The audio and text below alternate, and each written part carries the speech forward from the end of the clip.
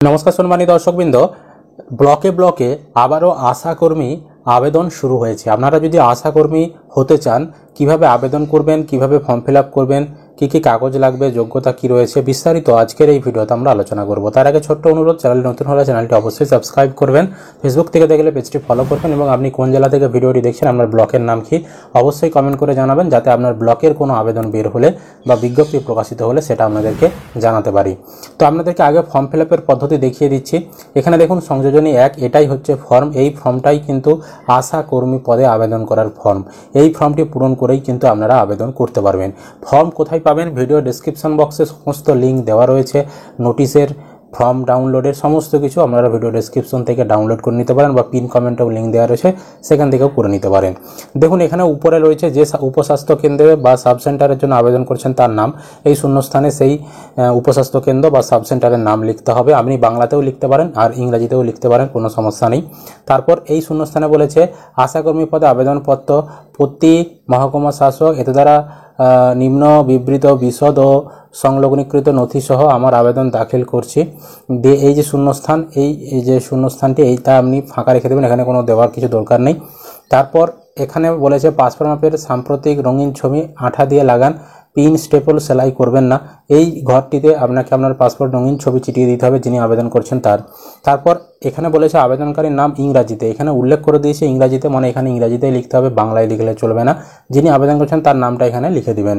আপনি ব্লক লেটারও লিখতে পারেন বা ব্লক ক্যাপিটাল মিশিয়েও লিখতে পারেন, ব্লক বা স্মল লেটার মিশিয়েও লিখতে পারেন। তো ব্লক লেটারে লেখাটাই ভালো, যাতে আপনার নামটা ভালো বোঝা যায়।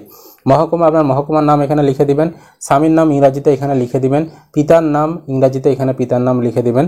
তারপর সাধারণ বসবাসের ঠিকানা, এখানে আমরা গ্রামের নাম, এখানে পোস্ট অফিসের নাম, এখানে থানার নাম এবং এখানে পিনকোডের নাম্বারটা লিখে দিবেন। তারপর যোগাযোগ টেলিফোন নম্বর, মোবাইল, এখানে আপনার মোবাইল নাম্বারটা লিখে দিবেন আর উপস্বাস্থ্য কেন্দ্রের নামটা এখানে লিখে দিবেন।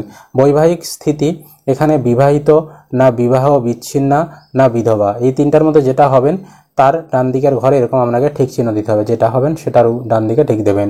সাবসেন্টার হতে বসবাস ঠিকানা হাঁটা পথের দূরত্ব, আপনি যে সাবসেন্টারের জন্য আবেদন করছেন সেই সাবসেন্টার থেকে আপনার বাড়ি হাঁটা পথে কত কিলোমিটার, সেটা এই কিমির ঘরে লিখে দিবেন। 2 কিলোমিটার না 5 কিলোমিটার না 10 কিলোমিটার, যেটা হবে লিখে দিবেন।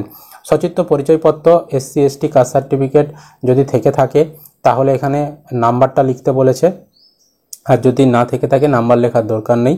তারপর রেশন কার্ডের নম্বর, এখানে রেশন কার্ডের নাম্বার লিখে দিবেন। তারপর সাম্প্রতিক ভোটার লিস্ট অনুসারে আপনার অংশ নম্বর এবং ক্রমিক নাম্বার। তো এখানে হচ্ছে ভোটার কার্ডের যে পার্ট নাম্বার হয়ে থাকে সেই পার্ট নাম্বারটা লিখতে বলেছে, যদি আপনার না জানা থাকে লেখার দরকার নেই, বা ভোটার কার্ডের পেছনের দিকে চাইলে আপনি দেখতে পারেন বা ভোটার লিস্ট থেকে আপনি নিয়ে নিতে পারেন। আর এই যে এই শূন্যস্থানটিতে নির্বাচিত সচিত্র পরিচয়পত্র নম্বর, এই শূন্যস্থানটিতে আপনার ভোটার কার্ডের নাম্বারটা লিখতে হবে। তারপর জন্ম তারিখ, এখানে বলেছে জন্ম তারিখের পরে যে শূন্যস্থান, এখানে আপনার জন্ম তারিখটা লিখতে হবে এবং তারিখটা 1/1/2024 তারিখ অনুযায়ী কিন্তু হিসাব হবে। এবার এখানে 1/1/2024 তারিখে বয়স কত হচ্ছে, আপনার 30 হচ্ছে না 35 হচ্ছে, যত বছর বয়স হচ্ছে সেটা লিখতে হবে 1/1/2024 তারিখ অনুযায়ী। আর এই উপরে জন্ম তারিখে এখানে আপনার ডেট অফ বার্থ যেটা সেটা লিখতে হবে। তারপর ড্যাশ তারিখ গৃহীত মাধ্যমিক বা তৎসংলগ্ন পরীক্ষার পূর্ণ মার্ক, ফুল মার্ক। তো এইখানে দেখুন আপনার মাধ্যমিকে কত নাম্বার আপনি পেয়েছেন সেই ফুল মার্ক, এখানে পরীক্ষার পূর্ণ মার্ক এত, মানে ধরুন 700 নম্বরের পরীক্ষা হলে 700, আর প্রাপ্ত মোট নাম্বার 700-এর মধ্যে কত পেয়েছেন এখানে লিখতে হবে।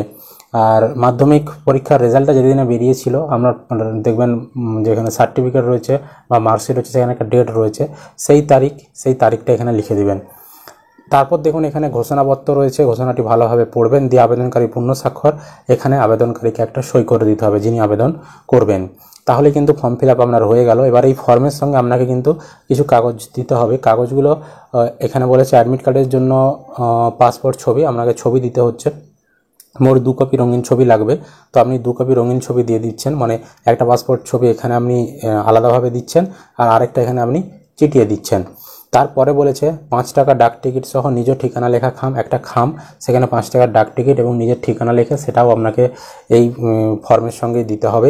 তারপর মাধ্যমিকের অ্যাডমিট কার্ড বা বয়সের প্রমাণপত্র, মানে জন্ম সার্টিফিকেট যে কোনো একটা দিলেই হবে, এবং মাধ্যমিক বা সমতুল্য পরীক্ষার মার্কশিট, মাধ্যমিকের মার্কশিট দিতে হবে। তারপর ভোটার কার্ড বা রেশন কার্ডের জেরক্স দিতে হবে। SC ST কাস্ট সার্টিফিকেট থাকলে সেটা দিতে পারেন, না থাকলে দেওয়ার দরকার নেই। আর যারা স্বনির্ভর গোষ্ঠী বা প্রশিক্ষণ প্রাপ্ত দায়ী রয়েছেন বা লিঙ্ক ওয়ার্কার রয়েছেন, তাদের কাছে কোনো যদি শংসাপত্র থেকে থাকে সেই শংসাপত্র আপনি দিতে পারেন। আপনার ফর্ম ফিল আপ কিন্তু রেডি হয়ে গেল। এবার দেখুন এখানে সম্পূর্ণ ভ্যাকান্সি দেওয়া রয়েছে ব্লক এবং সেই ব্লকের যে গ্রাম পঞ্চায়েত এবং সাব সেন্টার, সেই সাব সেন্টার অনুযায়ী এবং এখানে গ্রাম কোন গ্রামের মধ্যে বা কোন কোন গ্রামগুলো নিয়ে সেই সাব সেন্টারটা চলছে সেটাও লেখা রয়েছে, এবং এখানে এসসি না এসটি কোন কাস্টের জন্য এবং কতগুলো শূন্যপদ সেই যে সাব সেন্টার তার জন্য রয়েছে সেটা কিন্তু এখানে দেওয়া রয়েছে। তো এই সংযোজনী 2 থেকে আমরা সম্পূর্ণ লিস্ট দেখে নেবেন। তো আপনাদের সুবিধার্থে আমরা ভিডিও ডেসক্রিপশন বক্সে সেই লিস্ট কিন্তু দিয়ে রাখবো। অবশ্যই কিন্তু আপনারা নোটিশটি ডাউনলোড করে এই লিস্টগুলো দেখে নেবেন যে কোন আপনাদের গ্রামে বা কোন সাব সেন্টারে বা কোন ব্লকের আন্ডারে কতগুলো শূন্যপদ রয়েছে। এছাড়াও এই সম্পূর্ণ নোটিশটি ডাউনলোডের লিঙ্কও ডেসক্রিপশনে দেওয়া রয়েছে, সেখান থেকে অবশ্যই আপনারা নোটিশটি ডাউনলোড করে এখানে সমস্ত কিছু বাংলায় লেখা রয়েছে, শর্তাবলী সম্পর্কে, তারপর এখানে কিভাবে আবেদন করতে হবে, কোথায় কোন ঠিকানায় জমা করতে হবে, সমস্ত কিছু কিন্তু এখানে লেখা রয়েছে। এখানে দেখুন এই যে বলেছে আবেদনপত্র জমা দেওয়ার ঠিকানা, মানে আপনি আবেদন করলেন, আবেদন করার পর সমস্ত কিছু একটা চিঠি পাঠানোর খামে প্রবেশ করাবেন, দিয়ে এখানে কোন ঠিকানায় পাঠাতে হবে না সংশ্লিষ্ট সমষ্টি উন্নয়ন আধিকারিকের করান অর্থাৎ বিডিও অফিসে পাঠাতে বলা হচ্ছে এখানে। এবং আবেদন করার এখানে শেষ তারিখ কিন্তু 31/7/2024 বিকেল 5টা পর্যন্ত রয়েছে। তাই অবশ্যই কিন্তু আপনারা আবেদন করে নিতে পারেন। আর এবং এখানে যে শর্তগুলো রয়েছে সেই শর্তগুলো অবশ্যই কিন্তু এখানে বাংলাতে লেখা রয়েছে, আপনারা নোটিশটি ডাউনলোড করে পড়ে নেবেন। নোটিশ ডাউনলোডের লিঙ্কও কিন্তু ভিডিও ডেসক্রিপশন বক্সে দেওয়া রয়েছে। এই ছিল আজকের আপডেট। আশা করি আপনারা ভিডিওটা বুঝতে পেরেছেন। ভিডিও ভালো লাগলে অবশ্যই লাইক করবেন। ইউটিউব থেকে দেখলে চ্যানেলটি সাবস্ক্রাইব করতে ভুলবেন না। যারা ফেসবুক থেকে ভিডিওটি দেখছেন অবশ্যই পেজটি ফলো করে রাখবেন।